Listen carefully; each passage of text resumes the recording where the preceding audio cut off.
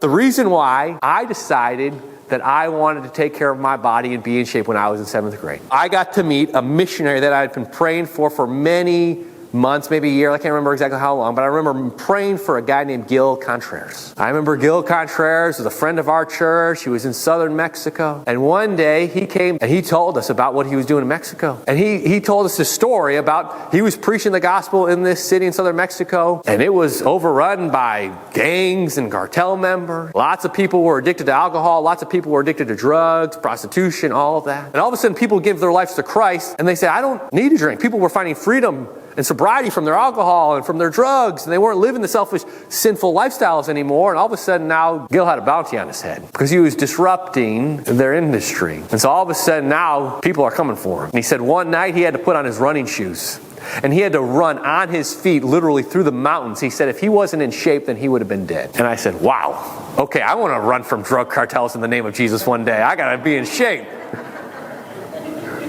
Yeah, Gil looked at me. He says, that's why you need to stay in shape, young man. I said, all right, I'll do it. And that's what we see actually happening in the book of Acts, in Acts 19. We need to get rid of this Paul guy because people are no longer going to worship our idols if the gospel continues to spread. And so Paul's got to leave in order to save his life. But that's what happens when the gospel spreads, when churches are healthy and people are following Jesus.